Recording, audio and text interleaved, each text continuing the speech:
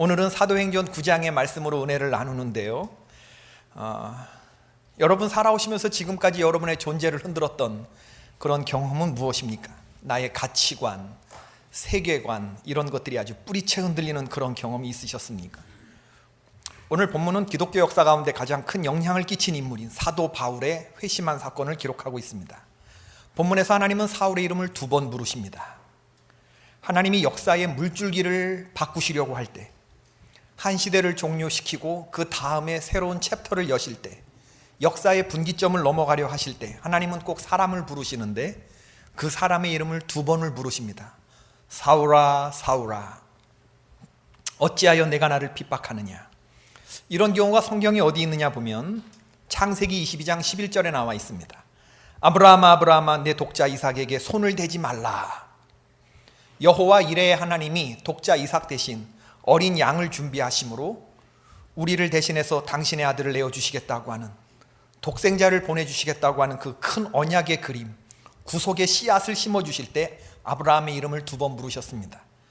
그런가 하면 야곱아 야곱아 나는 하나님이라 내 아버지의 하나님이니 애굽으로 내려가기를 두려워하지 말라. 창세기 46장 2절에서 또 야곱의 이름을 2번 부르십니다. 이때까지는 이 야곱은 옛날의 야곱이 아니에요. 이미 이스라엘로 이름을 바꾼 그런 하나님의 역사와 구원의 경륜을 알고 있는 그런 이스라엘이죠. 근데 국가체계가 있지 않았죠.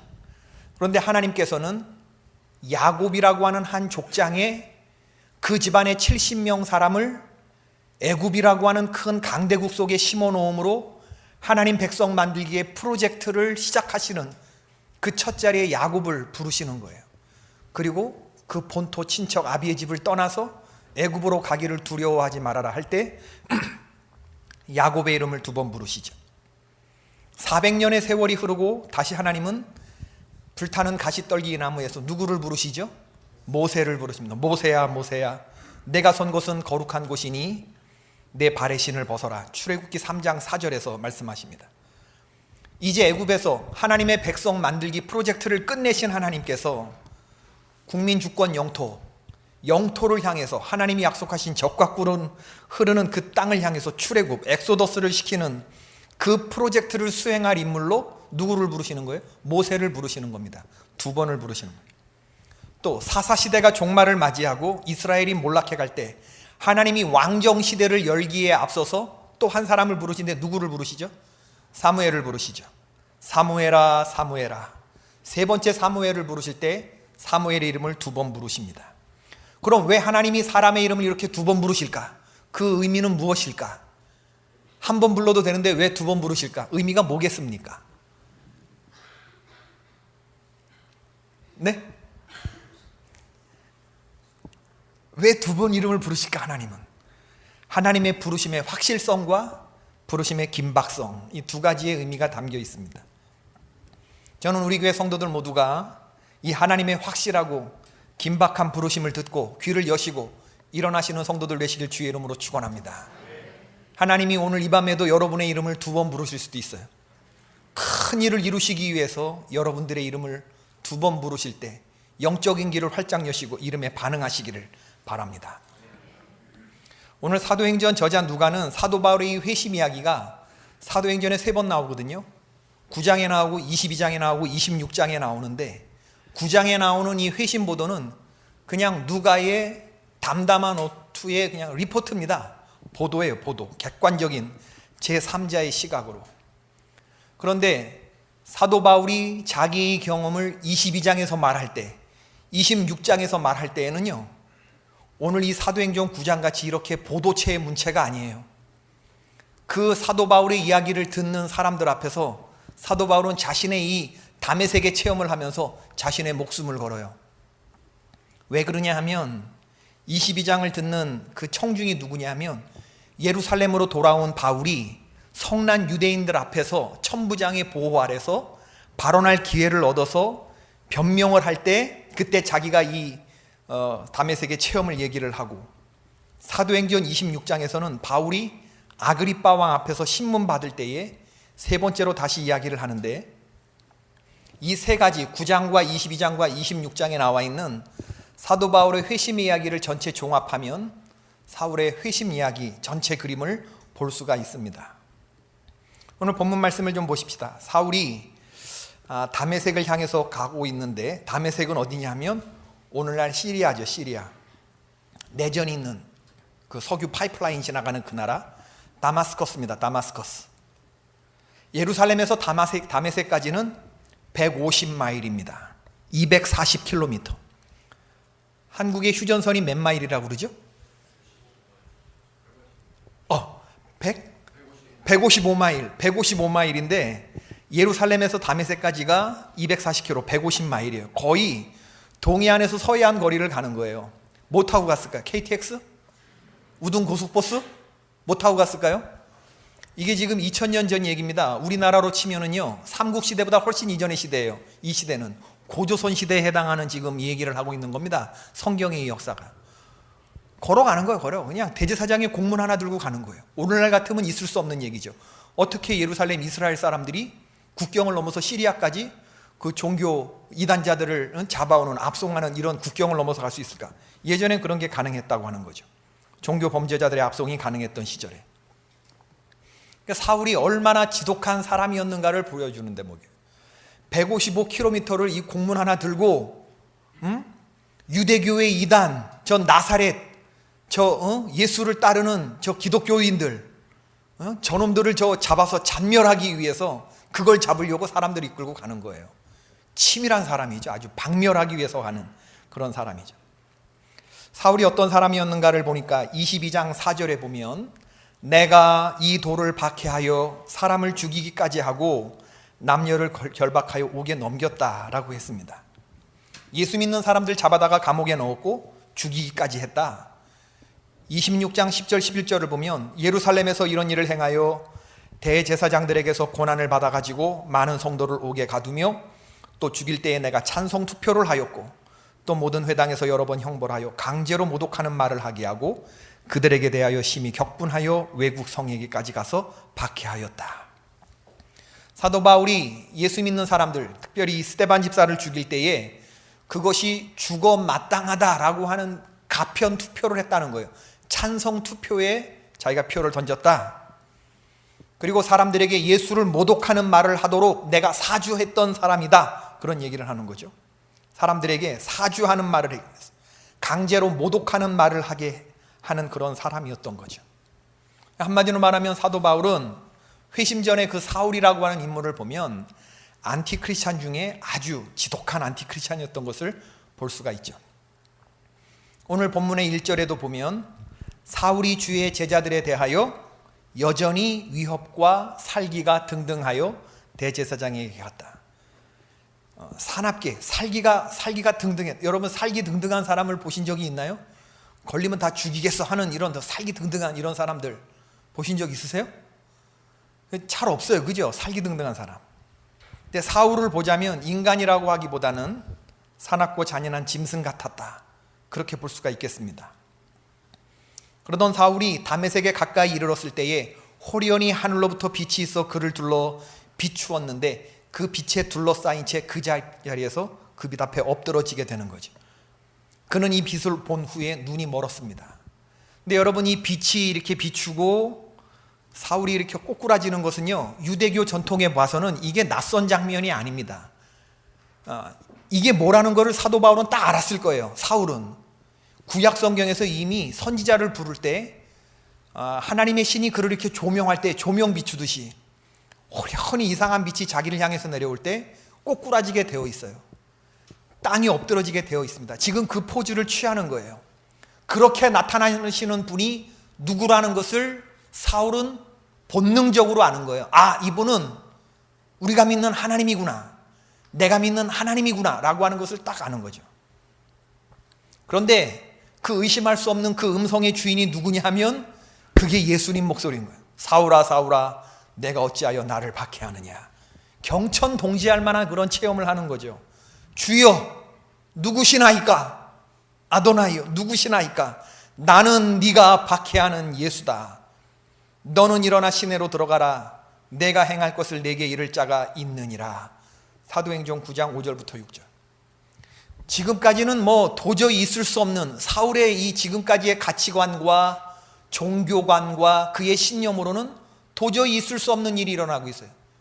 이 빛을 조명해 주시는 분은 하나님이시고 예수님일 리가 없는데, 예수님은 반역자인데, 종교 모독의 이름으로 십자가에 못 박힌 죄인인데, 그 박해하는 예수님께서 나타나셔서 나는 네가 박해하는 예수다, 그분이 하나님이신 것을 지금 말하고 있는 거거든요. 재미있는 사실은 같이 가던 사람들은 소리만 듣고 아무도 보지 못하고 말을 못하고 서 있더라 했습니다. 사울이 땅에서 일어났으나 눈은 떴지만 아무것도 보지 못하고 사람의 손에 이끌려 다메섹으로 끌려 들어갔다. 그리고 사흘 동안 보지도 못하고 먹지도 못하고 마시지도 아니하였다고 했습니다. 사도행전 9장 9절, 사흘 동안 보지 못하고 먹지도 마시지도 아니하니라. 사울의 회심은 3일 동안에 걸쳐서 이루어진 사건이었습니다. 근데 뒤에 11절에 보면 이 3일의 시간 동안 보지 못한 채 먹지도 못하고 마시지도 아니한 이 모습을 예수님은, 부활하신 예수님은 사울이 뭐 하고 있는 거라고 인정해 주시죠? 기도하고 있는 거라고 인정해 주시는 거예요.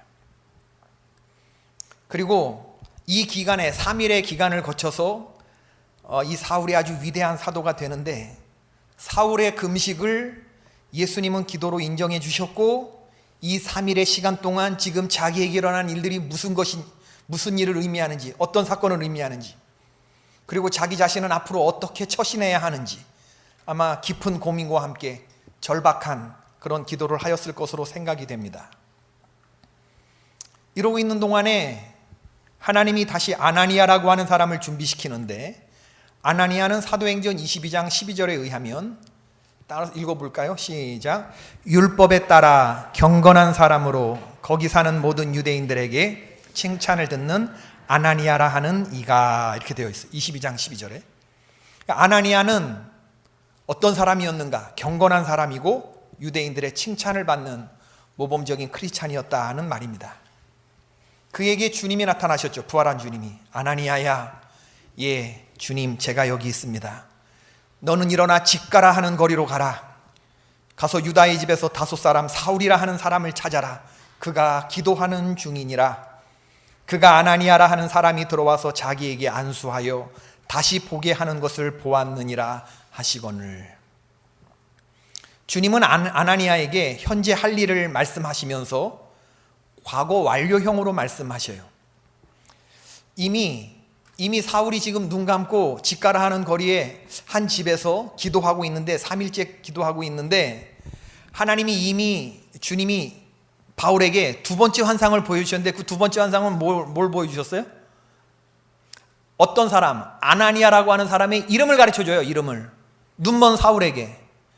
그가 와서 너에게 안수할 것이다. 아나니아라 하는 사람이 올 것이다. 그가 너에게 안수할 것이다. 그리고 너가 행할 것을 알려줄 거고 그가 너의 눈을 뜨게 해주실 것이다. 주님이 아주 치밀한 과정을 통해서 사울을 회심시켜 가고 있습니다. 바울은 이 말을, 사울은 믿지 못했겠죠. 어떻게 이런 일이 내게 일어날 수 있을까? 극악한 사람이 하루아침에 변화되는 사람이 되는 거 아닙니다. 이 극악한 사울을 주님께서 변화시키기 위해서 강권적으로 사울을 영적인 수술대에 눕히시고 그를 집요하리만치 인도하시는 우리 부활하신 주님의 손길을 보게 됩니다. 그렇기 때문에 사울의 회심은 전적으로 우리 예수님의 역사였던 것을 볼 수가 있는 것이죠. 환상 중에 주님을 본 그 바울이 아나니아라고 하는 이름을 가진 이가 올 것을 보고 있고, 그가 안수해서 내 눈을 뜨게 해줄 거라는 사실을 알고 있어요. 그러니까 주님은 사울에게 환상을 2번 보여주신 것이다. 이렇게 우리가 추론해 볼 수가 있는 것이죠.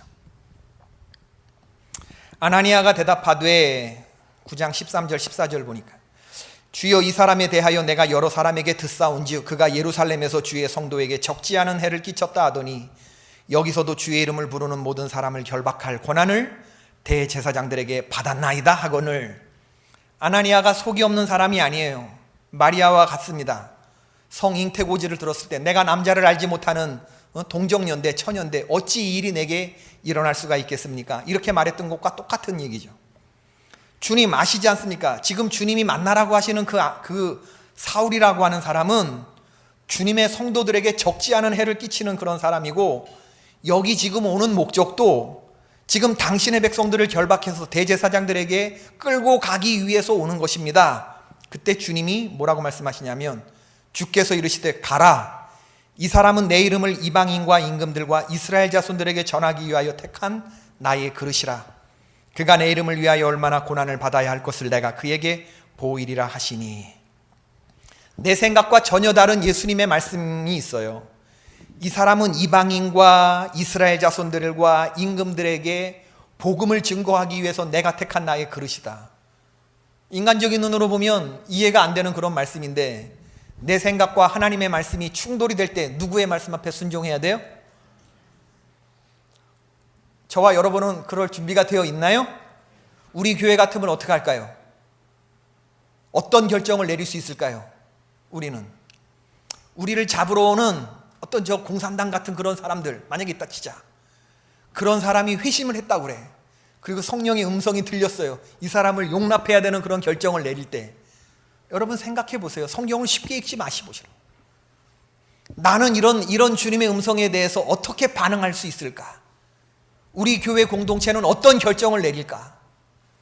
우리 인간적인 생각과 너무나 분명한데, 그러나 전혀 다른 말씀을 하시는 이 주님의 음성에 대해서 어떻게 반응할까? 아나니아의 이런 말은 주님에 대한 약간의 항변, 주님 이 사람은 내가 여러 사람들한테 들었는데 주님을 설득시키려고 하는 그런 것일 수도 있어요. 적지 않은 해를 끼치고 있습니다 라고 했을 때 고민은 있지만 결론은 주님의 말씀이 되는 그런 결론에 내리는 것을 볼 수가 있습니다. 고민은 있지만 결론은 주의 말씀이 되는, 저와 우리 교회를 만들어 가시는 우리 모두가 되기를 바랍니다. 이때 경건한 아나니아가 주님의 음성에 순종해서 사울에게로 찾아가서 안수를 하는데, 그가 이렇게 말합니다. 형제 사울아, 주 곧 내가 오는 길에서 나타나셨던 예수께서 나를 보내어 너로 다시 보게 하시고 성령으로 충만하게 하신다. 사울이 얼마나 깜짝 놀랐겠습니까? 정말 아나니아가 왔고 그가 안수했을 때 사울의 눈에서 비늘 같은 것이 떨어져 다시 보게 되었다고 했습니다. 사울이 아나니아로부터 세례를 받고 음식을 먹으며 다시 원기를 회복했다고 했습니다. 사울은 아나니아와 첫 만남에서부터 교회 공동체 일원으로 받아들여지고 있어요. 사울이 다시 보게 되었다는 것은 주님 안에서 그의 인생이, 새로운 삶이 시작되었다는 것을 의미하는 것이죠. 사울은 다메섹에 있는 아나니아를 비롯한 믿음의 공동체의 돌봄을 받으면서 회복되고 있는 것을 볼 수가 있습니다. 이게 오늘 우리들이 읽은 본문의 이야기예요. 오늘 본문을 통해서 우리들이 교훈을 얻을 수 있는 것이 뭘까? 첫 번째는 뭐냐면요, 사람은 잘 바뀝니까? 안 바뀝니까? 우리 경험상 사람이 잘 변화되는 존재예요? 안 변화되는 존재예요? 잘 안 변하죠. 그러나 주님의 은혜 안에서 사람이 얼마든지 변화될 수 있음을 믿으시기를 바랍니다. 군대 생활, 남자의 경우, 군대가 참 남자를 많은 경우에 바뀌게 하는데, 거기서 민간인의 때를 벗고 군인으로 다시 태어나는데 사회생활을 경험하기도 하죠. 거기서 가치관과 사회관과 세계관이 바뀌는 경험을 해요. 그래서 군대를 갔다 오기 이전과 이후의 삶이 남자는 나뉘어집니다. 비포 군대, 애프터 군대로. 그렇죠. 생각이 확 바뀌어요. 그러나 제대하면 다시 똑같아집니다. 본질이 변화되지 않았기 때문에 제대하고 일주일만 딱 나오면 똑같아지는 거예요. 변화되기 힘든 그런 존재예요. 어떤 분들은 말할 때 사람은 근본적으로 변하지 않는다, 아주 단적으로 말하는 분들이 있어요. 잘못된 일을 하고 교도소에 끌려갔는데 그 사람이 거기서 영세를 받았대요. 그래서 미카엘이라고 하는 영세를 받았대요. 나왔는데 친구들을 만났어요. 난 이제 영세받고 새로운 사람이 되었다고. 난 이제 하느님의 인도하심을 따라 살겠다고. 그래서 다들 글을 하는 사람이 정말? 형이 미카엘이 되어서 나왔어. 난 이제 미카엘로 살 거야. 근데 어느 날 전화를 받고 가봤더니 술집에서 깽판을 치고 있는데 막 이따만한 몽둥이 들고 막 다 깨부시면서 다 나와 이러는데 미카엘 형 변화됐다며. 변화되긴 뭐가 변화돼. 옛날 그대로. 이게 개그맨 김준호라고 하는 사람이 TV에 나와갖고 얘기를 하는 그런 건데 지금까지도 잊혀지지 않고 그 음성이 들리는지 그게 생각이 나는지 모르겠어요. 사람은 쉽게 변하지 않아요. 아무리 자기가 입으로 나는 변화되었고 나는 중생의 경험을 했다고 하더라도 들어보면 금방 나오는 거짓 회심한 자들이 얼마나 많은지 몰라요. 제가 소초중학교에서 부목사 할 때 어떤 사람이 회심했다고 감옥에서 금방 나왔다고 그러면서 저한테 기도 좀 해달라고 그러면서 목사님을 좀 만나지. 그래서 참 이상하다. 처음 보는 분이 이렇게 오셔서 목사님 상담을 좀 가만히 얘기를 들어봤는데 자기 살아온 얘기를 쭉 해요. 그리고 감옥에서 교정된 이야기를 해요. 예수님 만나고 자기가 변화된 사람이래. 근데 마지막엔 돈을 좀 달래. 그래서 제가 은과 금은 내게 없거니와 제가 기도를 해드릴 수 있겠습니다 라고 얘기를 했더니 뭐 기도도 좋지만 돈을 달래는 거야. 돈이 없다고 기도해드리겠다고 그랬더니 그분이 저한테 15, 16, 17 그 다음 얘기를 이렇게 딱 하고 그리고 가셨어요.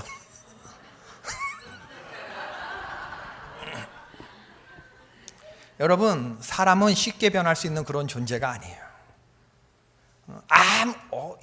진짜 어디서 목사한테까지 와갖고 약을 팔아? 어떻게 그런 생각을 할 생각을 다 했는지 모르겠어요. 그죠? 정말 사람이 어떻게 그렇게 거짓말로 목사를 상대로 해서 한 40분 얘기를 딱 했는데 그 결론에 40분 들었으면 내가 대충 한 5,000원, 10,000원에도 줄 줄 알았겠지. 심리적으로. 그렇죠? 근데 제가 그때 읽고 있던 책이 심리전에서 절대 밀리지 마라 이런 책을 읽고 있었거든요. 심리전에서 절대 밀리지 마라. 뭐 상술을 하는 이런 사람들 이런 책을 마침 읽고 있던 때라 이렇게 한번 물려 들어가면 얘기를 듣다 보면 관계가 형성이 되고 40분쯤 듣고 나면 이 사람 그냥 돌려보낼 수 없어요. 심리전에 벌써 말려 들어가는 겁니다. 그걸 알고 오는 거예요. 악하지 죄질이. 그러니까 끝까지 안 주는 거야. 그랬더니 15, 16, 17 그 다음 얘기하면서 간 거예요. 여러분, 이슬람권 선교사님들 말씀 들어보면 사람 하나 개종시키는 게 얼마나 어려운지 계란으로 바위치기라고 말해요. 20년을 사역해도 개종자 하나를 얻기가 힘들대요. 전도를 하고 또 조금 있으면 변심한다고 합니다. 무슬림이 변해서 기독교 신자가 된다는 건 어느 정도로 어렵냐? 기독교 선교사가 개종해서 무슬림이 되는 것만큼 어려운 거랑 똑같은 얘기를 하는 거예요. 이게 쉽게 일어나는 일이겠습니까? 선교사가 개종해서 이슬람 교도가 된다는 게. 그렇지만 여러분, 하나님은 사도 바울에게 초자연적인 역사로 그를 넘어뜨리셨는데 하나님이 강권적으로 역사하시면 사람은 본질적으로 변화됩니다. 사람은 잘 안 바뀌지만 그리스도 예수 안에서 사람은 변화됩니다. 전 너무나 많이 보았어요. 변화될 줄로 믿습니다. 아직 변화되지 않은 분들이 여러분 주변에 있다고 한다 그러면 항상 소망을 품고 주님께 열심히 기도하시는 여러분 되기를 바랍니다. 오늘날에도 이런 일들이 일어날 수가 있는데 울산대학교 법학과 교수인 이정훈이라는 분이 있어요. 많은 분들이 아마 알고 계실 텐데 이분은 1993년도에 동국대 불교학과에 전액 장학생으로 들어갔습니다. 초등학교 때부터 반야심경 해설서를 읽으셨던 분이고 대학교 2학년 때 출가를 하셨어요. 그리고 군대를 군승으로 갔다 오셨습니다. 군종장교로 스님으로 갔다 왔어요. 그리고 제대한 후에 환속을 하고 그리고 종교자유연구소라는 것을 만들었고 서울대 법대 대학원을 졸업하신 후에 기독교를 허물려고 하는 이 조직적인 일에 나섰던 그런 분입니다. 거리의 선전물 God loves you 고려은단에서 내건 이 선전 그 게시판이 있었는데 이 신앙적인 문구를 하나님이 여러분을 사랑하신다라고 하는 것을 종교 자유와 형평성을 문제 삼아서 이걸 국가에 소송을 해서 그 광고판을 내리게 했던 장본인이에요.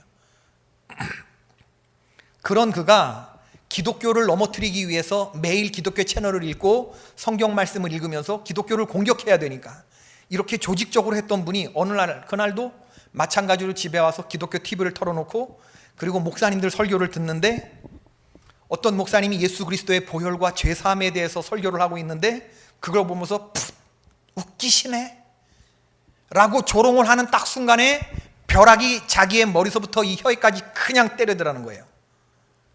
그러면서 말을 못하는 사람이 되었고 바닥을 굴렀는데 그때 드는 생각이 이제로 나는 죽는구나 라고 하는 강한 두려움에 사로잡힙니다. 바닥에 꼬꾸라지고 그가 살아계시고 부활하신 예수님을 만난 거죠. 그리고 그 다음에 그가 깨어났을 때에는 이전까지 기독교를 공격하기 위해서 보았던 성경과 기독교 방송의 내용이 이젠 완전히 진리의 말씀으로 가슴속에 그냥 들어와서 잊혀지는 것을 경험해요. 그래서 지금 여러분 유튜브 동영상 같은 거 보면 동성애 차별금지법 반대하는 강연하고 마지막 시대의 영적 전투에 대해서 교회들마다 다니면서 이렇게 교회를 깨우는 간증을 하고 다니는 울산대학교 법학과 이종훈 교수를 볼 수가 있어요. 그러니 얼마나 많은 이 또 불교의 공격이 받겠습니까? 그런데도 아랑곳하지 않아요. 비진리는 비진리들끼리 타협이 됩니다. 그러나 하나님의 말씀은 진리이기 때문에 타협이 되지 않는 말씀입니다라고 목숨 걸고 지금 이 복음을 증거하고 다니는 이 사도바울과 같은 현대판 사도바울과 같은 그런 회심의 체험을 하는 이종훈 교수의 이런 모습을 볼 수가 있습니다. 사람은 변화되지 않지만 주님은 가능하다. 두 번째로 우리가 생각해 볼 수 있는 건 뭐냐면 아나니아와 다메섹 교회 공동체가 없었다면 사울은 어떻게 되었을까 하는 이런 생각을 또 해보게 돼요. 우리는 사울의 회심과 관련해서 아나니아와 다메섹 교회 공동체 이 교회의 제자들의 용납의 정신을 생각할 수 있어야 됩니다. 바울로 하여금 바울되게 한 것은 전적으로 주님의 섭리이지만 그것을 가능하도록 도운 아나니아와 다메섹 교회 공동체 성도들의 이 용납의 마음이 없었으면 아마 사울은 존재하기 힘들었을 거예요. 지금 사도 바울이 부각이 되고 아나니아와 그의 무명의 다메섹 교회 공동체 그 제자들, 형제들의 이름은 드러나 있지 않지만 그들은 정말 멋진 드러나지 않은 하나님의 제자였던 것을 볼 수가 있어요.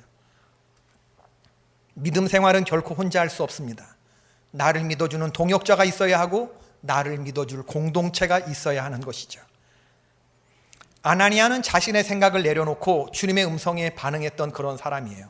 여러분 생각해 보세요. 아나니아가 만일에 불순종했다 그러면 주님 왜 저와 상의도 없이 그런 말씀을 미리 하셨어요? 저 사울 나는 싫어요. 저 사람 난 미워요. 그런데 아나니아라고 하는 사람이 너에게로 가서 너에게 안수하고 눈을 보게 해줄 거다. 주님이 다 조치해놓고 나하고 상의도 없이 주님 다른 아나니아 알아보세요. 저는 아니에요. 이렇게 말했다 그러면 주님은 뭐가 되는 거예요? 그렇죠? 그러나 주님이 먼저 말씀을 했고 아나니아의 순종을 신뢰를 했고 저 종은 신뢰할 거라고 주님이 신뢰했기 때문에 아나니아에게 그런 얘기를 했겠죠? 주님 뭐라고 하셔도 제 대답은 예스입니다 라고 말하는 사람, 아나니아가 그런 사람일 것을 믿어서 주님이 그에게 그런 말씀을 하셨을 때 아나니아가 주님의 말씀에 순종했죠. 사도행전은 이런 인물들이 참 많이 나옵니다. 마가의 다락방의 120문도도 그렇고 예루살렘 교회의 7 집사도 그렇고 스데반 집사의 순교를 통해서 흩어져 복음을 전했던 그 성도들, 그 무명의 성도들 모두가 다 스데반이나 야고보 사도 같이 순교를 당하지 않았지만 거의 살아서 순교를 당하는 사육신 못지않은 생육신과 같은 그러한 열정으로 큰 믿음의 소유자였던 것을 볼 수가 있습니다. 주님의 말씀에 내 뜻과는 완전히 배치되는 그런 이야기지만 아멘했던 사람들, 그래서 사울보다 결코 작다고 할 수 없는 그런 사람들, 우리 교회 공동체가 주님의 말씀에 순종하는 그런 공동체가 되기를 주의 이름으로 축원을 드립니다. 세 번째는 뭐냐 하면 사울처럼 우리도 눈에서 비늘 같은 것이 벗어지는 그런 회심의 체험이 있어야겠다, 그런 생각입니다. 비늘이 뭘까? 눈에서 비늘이 떨어졌다는데 비늘 때문에 진리에 대해서 어두웠고 그동안 진리를 바로 보지 못했고 거기에 왜곡되어 보였던 것이죠. 비늘이, 내 눈에 쓰여진 이 비늘이 진리를 가리웠고 진리를 왜곡하게 보여주었다고 하는 거죠. 이 비늘 때문에 바울은 지금까지 자기가 큰 사람인 줄 알았어요. 그러나 비늘이 벗겨지고 나니 내가 얼마나 미약한 존재인지를 알게 된 거죠. 비늘이 낀 상태에서는 진리를 제대로 볼 수가 없었습니다. 하나님 앞에서 스스로 작은 자로 여기고 교만을 내려놓는 일이 시작되게 된 거죠. 참된 신앙생활의 시작은 저와 여러분의 눈에서 비늘이 벗겨지는 것에서부터 출발합니다. 비늘이 벗겨져야 주님이 제대로 보이고 내 자신이 제대로 보이게 되는 거죠. 오늘 본문은 사도 바울의 간증인데 누가가 담담하게 그냥 보도 형식으로 보도하는 첫 번째 회심 이야기지만 뒤에 26장 14절에 가면 마지막 세 번째 사도 바울이 아그리빠 앞에서 자기의 회심 체험을 얘기할 때는 얼마나 절절한지 몰라요. 사도 바울의 이 다메섹 체험의 간증이 은혜가 되는 건 뭐냐 하면 여기에 자기가 죽은 이야기가 들어가 있어요.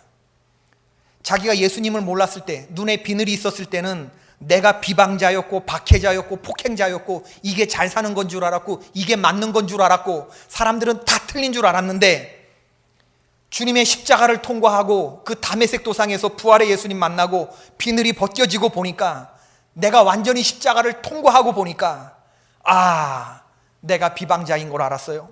박해자인 걸 알았어요. 폭행자인 걸 알았어요. 주님이 나에게 그런 나를 왜 은혜를 주셨는가를 살펴봤더니 그리스도께서 나에게 일체 오래 참음을 보이사 후에 주를 믿어 영생함을 얻는 자들의 본이 되게 하시기 위해서 나를 그렇게 부르셨구나. 이 생각을 하면서 바울이 하나님의 사랑 앞에 꼬꾸라지는 거예요. 저 바울 같은 사람을 봐라. 저렇게 비방자요 박해자요 폭행자인 저 사람도 하나님이 들어서 당신의 백성과 사역자로 삼으시는데 왜 당신 같은 사람이 구원받지 못하겠느냐. 아주 시범 케이스로 보이게 하기 위해서 주님이 나에 대해서 오래 참았다.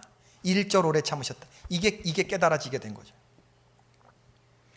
사도행전 26장 14절에 보면 사울이 자신의 회심전 상태를 이렇게 말하는데, 우리 한번 26장 14절을 읽어봅시다. 시작. 우리가 다 땅에 엎드러짐에 내가 소리를 들으니 히브리 말로 이르되 사울아 사울아 내가 어찌하여 나를 박해하느냐. 가시체를 뒷발질하기가 내게 고생이니라. 앞에 부분은 엎드러지고 사울아 사울아 한 거, 네가 어찌하여 나를 박해하느냐, 이건 다 똑같은 얘기지만 그 뒤에 바울이 앞에 두 번째 9장과 22장에서 안 했던 얘기를 하나 넣는데 그게 뭐냐면 가시체를 뒷발질하기가 내게 고생이다. 이게 무슨 말이죠? 가시체를 뒷발질하기가 내게 고생이다. 그동안 예수님 모르고 살아온 사울의 인생을 한마디로 주님이 정의를 내리시는데, 너 인생은 어떤 인생이냐? 가시체를 뒷발질하는 인생. 네 인생은 고생만 하는 그런 인생이었다. 그 얘기를 하는 거예요. 가시체는 원래 헬라 속담인데 하나님을 대적하는 인간의 모든 노력이 다 어리석다, 그런 의미를 담고 있는 그런 속담에서 유래가 됐는데, 가시체를 뒷발질하기가 내게 고생이다. 가시체라고 하는 건 채찍을 말하는 겁니다. 채찍 끝에 뾰족한 쇠나 아니면 뼈 조각 같은 거를 붙여 놓았어요. 소나 말이 밭을 갈 때 말을 듣지 않으면 이 가시체를 가지고 채찍을 휘두르는 거예요. 만일 소가 반항하면서 뒷발질을 하면 영락없이 가시체로 채찍을 휘두르게 되는 거예요. 얼마나 아프겠어요. 맞으면서 자꾸 뒷발질하면 어떻게 되죠? 더 맞아야지. 계속 더 맞아야지. 그런데 어디 한번 해보자고 계속 뒷발질을 해대면 어떻게 하죠? 정신 차릴 때까지 계속 가시체를 때리는 거예요. 가시체를 뒷발질하기가 내가 고생이니라. 반항하면 할수록, 뒷발질하면 할수록 더욱 가시체로 맞을 수밖에 없다, 그 얘기죠. 계속 뒷발질을 하는 만큼 소는 그만큼 고생을 당하게 되는 거다, 그 얘기입니다. 사울의 인생이 그러하다는 건데, 뒷발질할수록 누가 상처를 입느냐? 자기만 상한다는 거예요. 자기만. 그만큼 사울의 인생이 고생스러운 인생이었다고 하는 거죠. 주님의 이 말씀은 예수님 없는 인생은 허무할 뿐만 아니라 그 인생은 틀렸다라는 말을 하는 거예요. 실패라는 말을 하는 겁니다. 아무리 개인이 열심히 산다고 해도 예수님 없는 인생은 소망 없는 인생이고 그 인생은 틀린 인생이 될 수밖에 없어요. 결국에 남는 것은 늙음과 죽음밖에 없는 겁니다. 그러므로 우리는 지금 이 자리에서 죽어야 하는데, 지금 이 자리에서 죽어야 돼. 그 죽는 자리가 어디냐? 십자가가 돼야 할 줄로 믿습니다. 십자가에 우리 자아를 못 받고 우리 스스로를 죽음으로 처리하는 이런 경험이 있을 때 새로운 삶을 살 수가 있는 것이죠. 전쟁 영화 같은 걸 보면 살아남으려고 애쓰는 그런 사람들의 고통스러운 얼굴들이 비춰져요. 분노하는 사람, 절망하는 사람, 나는 이제 틀렸어, 너 먼저 가 하는 사람, 전후의 죽음의 이성을 상실한 채 저 나쁜 녀석들, 적들 내가 싹 다 죽여버리겠다고 무모하게 일어나서 총을 갈겨대다가 죽는 사람, 그런가 하면 이 전쟁의 위협 앞에서 두려워하는 사람, 피를 흘리면서 신음하는 사람, 갈등하는 사람, 부상당한 전우를 데리고 갈 거냐 그냥 두고 갈 거냐 고민하는 사람. 그러나 그런 여러 가지 얼굴들 속에서 평안한 얼굴을 하고 있는 사람들이 있는데, 그들은 누구냐? 그들은 죽은 사람들이죠. 시체들. 아무리 총알이 날아오고 아무리 피가 튀어도 죽은 사람이 제일 평화롭습니다. 죽은 자들은 갈등이 없어요. 고민이 없고. 여러분, 십자가에서 우리의 자아를 죽음으로 처리하고 예수와 함께 죽고 그리스도로 다시 사는 삶을 사시는 여러분 되기를 바랍니다. 사도 바울은 이방인 선교사로서의 삶을 살면서 늘 가슴속에 나는 죽고 예수 그리스도로 산다고 하는 이 고백을 늘 가슴에 품고 살았습니다. 이게 바울의 힘이었죠. 이게 우리가 오늘 붙잡을 메시지이기도 하고, 사도행전 22장 17절을 보면 이스라엘과 이방인들에게서 내가 너를 구원하여 그들에게 보내어 라고 했습니다.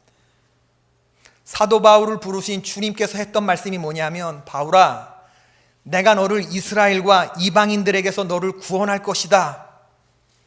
너는 어떤 어려움이 있어도 동족의 위협을 받을 수도 있고 이방인의 위협을 받을 수도 있지만 그런 위협 속에서 두려워하지 마. 내가 너를 구해줄 거야. I will rescue you.